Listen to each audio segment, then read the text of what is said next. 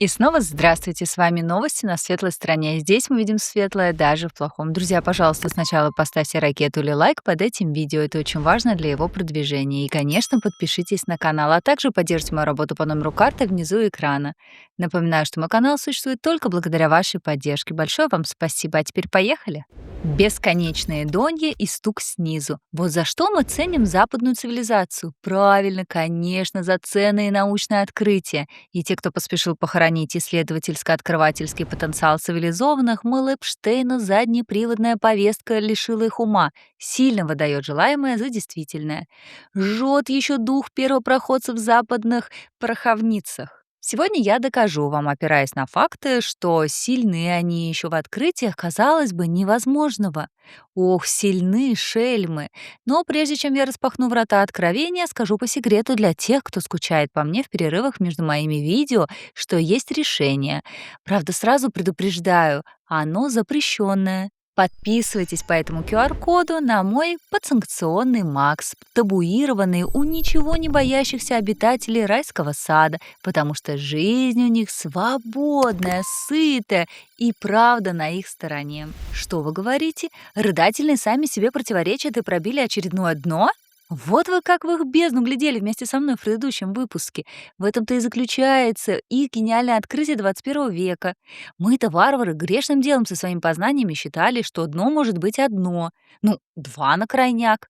Но эпштейновцы прямо у нас на глазах эмпирическим путем однозначно доказали, что доньев у них, с которых они стучат наверх, не два и даже не три, а бесконечное количество. Это ошеломительное научное открытие, потому что опровергает все представления человека разумного об идиотизме за последние несколько тысяч лет. Однако, несмотря на торжественный повод откупорить бутылочку игристого и отметить новый научный прорыв Запада, мы, как люди критического склада ума, вначале должны все проверить сами. Поэтому подайте-ка нам доказательства в студию. Тяжелый удар по наивной, не побоюсь этого слова, чистой детской вере в смелость и суперспособности Трампа остановить пулю силой собственного уха, на котором даже следа не осталось, нанесла операция Тако. О ней, точнее о том, как в Турции со дна постучал Трамп, бросив своих коллег в качестве приманки, спрятавшись в тележке с продуктами, я рассказывала и показывала видео из того самого аэропорта в прошлом выпуске. Исходя из гуманитарных ценностей Запада, Трамп в крысу сбежал со своего самого лучшего в мире великолепного президентского самолета, получив наводку от Израиля, что Иран, мол, хочет его подбить. А у меня вопрос от блондинки. Чем подбить, если, по словам самого Трампа, у Ирана не осталось ракет? При этом, опять-таки, в строгом соответствии с западной моралью, в которой забота о ближнем — это священная корова. Никому из почти сотни человек сопровождения Трампа, включая армию журналистов, не сказали, что они стали живой мишенью и будут оттягивать на себя ракеты Ирана, пока Трамп, железное ухо, делает ноги другим бортом в ящике для чипсов и прочих бутербродов. Не забывайте загибать пальцы, считает Донья, потому что мы погружаемся все глубже.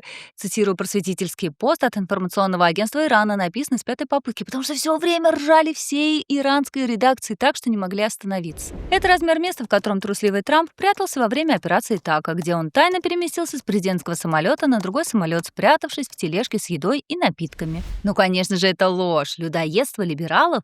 Какой дурак в это поверит? Разве можно доверять информации от безумных иранцев, фанатиков, варваров и дикарей, чьих детей сотнями убивают цивилизованные США и Израиль? Поэтому я для вас раздобыла более правдоподобные свидетельские показания, что называется, от тех, кто свечку в темном ящике для жрачки держал. Вот как все было. Who is it? Кто там? This is the Secret Service. Это секретная служба. Hey, Trump. Слушай, Трамп, что ты тут делаешь? Me? Я? Nothing. Да я ничего не делаю. Just hanging Просто тусуюсь без around. дела.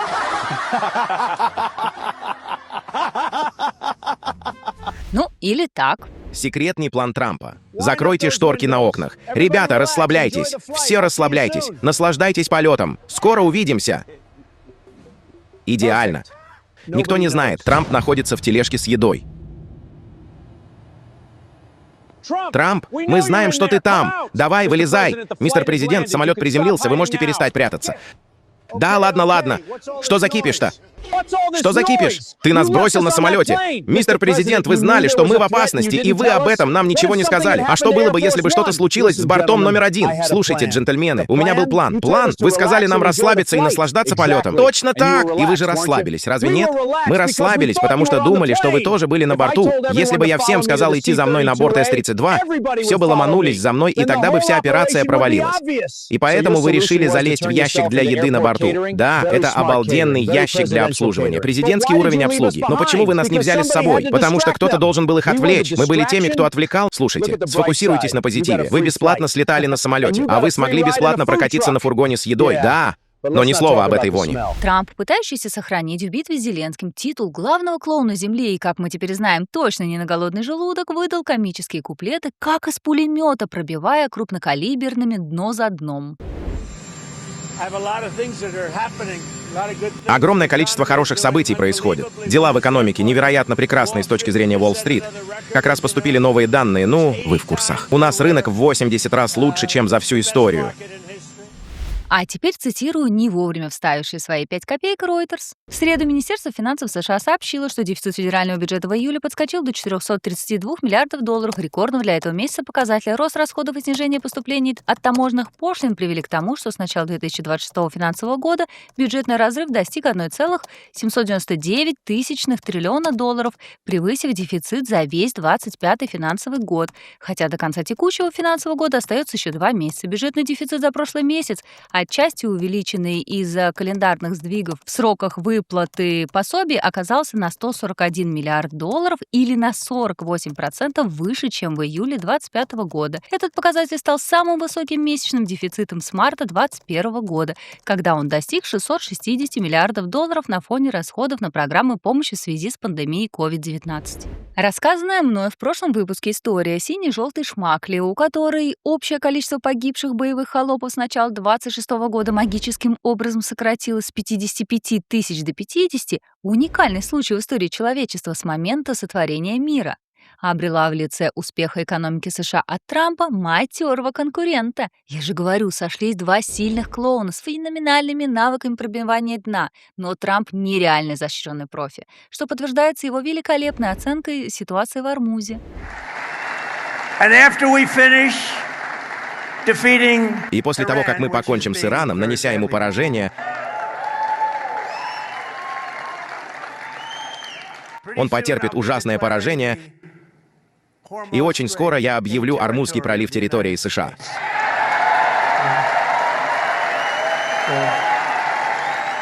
Сразу отвечаю на вопрос, а что в голове у всей этой аплодирующей очевидному абсурду толпы американцев? Досрочный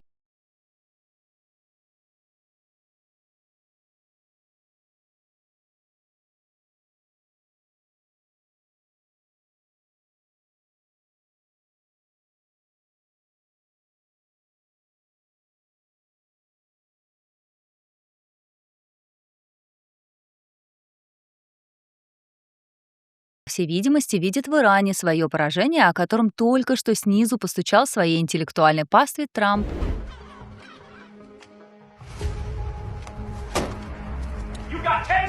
У тебя 10 секунд. Поверь мне, тебе мало не покажется. 5 секунд. Ситуация очень серьезная. 3. У вас последний шанс. А знаешь что? Забудь. Давай все решим по-умному. Давай поговорим. Хорошо. Давай заключим сделку. О, у тебя здравая позиция, я принимаю ее. Это были лучшие переговоры, которые у меня были сегодня.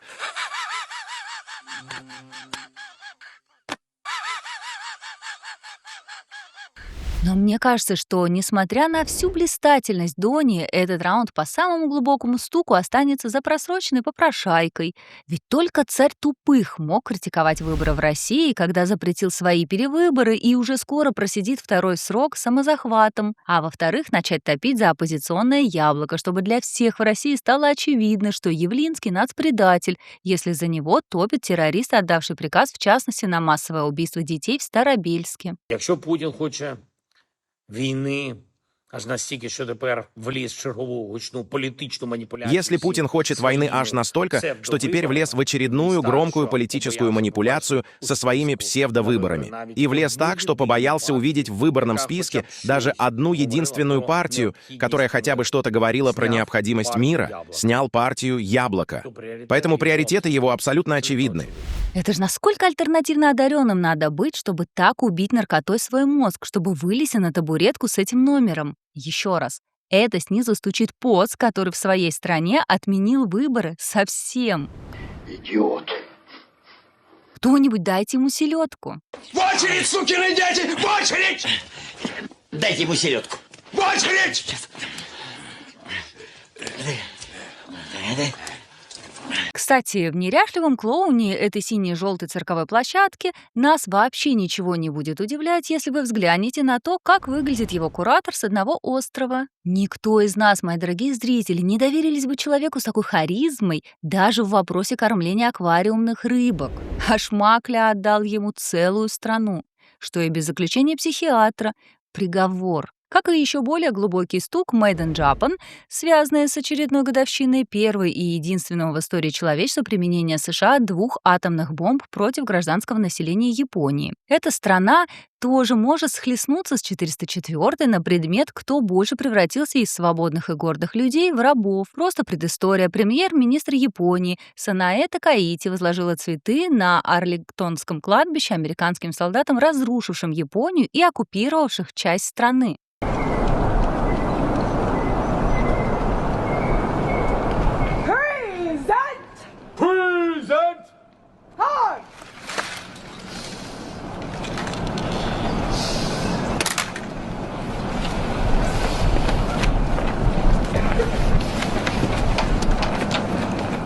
Наивысшая степень унижения. Это то же самое, как если бы, например, в 1930 году президент Германии Гинденбург поехал в Париж возлагать цветы французским солдатам. Немыслимое унижение. Но не для гордых самураев. В начале августа они в своих траурных речах в память о погибших в Хиросиме и Нагасаки в очередной раз старательно избежали озвучить название страны, которая познакомила их с ядерными бомбами. И сейчас будет прям глубокий стук снизу. Знаете почему? Чтобы через несколько лет выяснилось, что 2 атомные бомбы на Японию сбросила. Да-да, Россия. Слушаем эксперта по ракетным чипам из холодильников, престарелую гинекологиню Урсулу.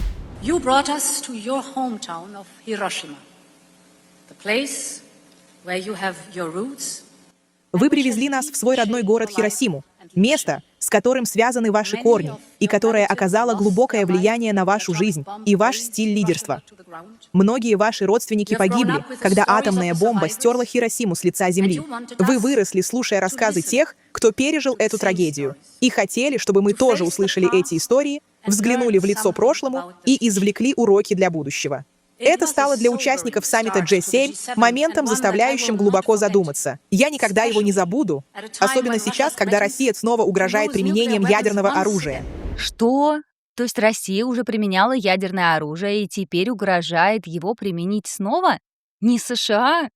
Громко она стучит, ох, громко, из очень экстремальной глубины. Россия снова угрожает применением ядерного оружия. Это чудовищно. Это опасно. И здесь, в тени Хиросимы, это непростительно. Никто не может лучше, чем Япония, предостеречь нас от этой крайней опасности и безрассудства. Ну и когда у нас уже ухо настроилось на гавканье этой немки, то вот вам еще один перл лицемерия. Базовый принцип Устава ООН является защита глобального мира после окончания Второй мировой войны. Это о простом и жизненно важном правиле. Границы не могут быть изменены силой. И каждая страна должна быть свободна прокладывать свой собственный путь. Я тут хотела бы вспомнить про разбомбленную и расчлененную НАТО Югославию, оккупированных союзником Европы Израилем, Сирию, Ливан, Газу, Западный берег. Но меня опять прервал стук снизу. Это бывший советник Трампа по нацбезопасности Болтон уже пробивает очередное, сильно заглубленное дно. Нас должно отрезвлять то обстоятельство, что нам так и не удалось успешно сменить режимы власти на Ближнем Востоке, не так ли? Ну, вообще-то нам удавалось успешно менять режимы. В случае с Афганистаном, если вы хотите относить его к Ближнему Востоку, я думаю, нашей ошибкой было то, что мы ушли оттуда. Мы находились там 20 лет. Что ж, в Германии мы находимся уже 80 лет. Кстати, если говорить о смене режимов, это тоже был успешный пример смены режима. А гинекологиня, кстати, немка. Ой, как неловко получилось.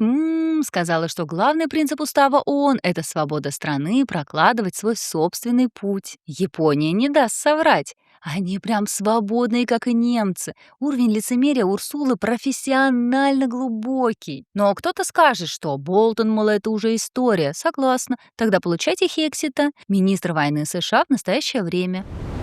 Я хочу увидеть более плотное сотрудничество Кубы с нами. Хотят они этого или не хотят? Поэтому США в лучших традициях нацистов устроили Кубе блокаду, но Урсула, гражданка оккупированной США Германии, в этом случае засунула язык уже за фину. Кстати, если уж разговор зашел про нацистов и днище, то нам в Киев, официально ставший европейской столицей нацизма, которого при евреи нет. Вслед за Мельником в Киеве закопали агента Абвера с 1937 года Коновальца. Акция прошла, как и полагается, в нацистской эстетике Третьего рейха и организована нацистами Азова. Клянуся побудувати ту саму омріяну, велику, могутню, соборну Україну. Слава Україні! Героям слава! З поверненням полковнику. И не надейтесь, что это все уже дно. Скоро снизу снова постучат. А у меня на этом все. С вами была Катерина Лоренс. До новых встреч. И не забудьте подписаться.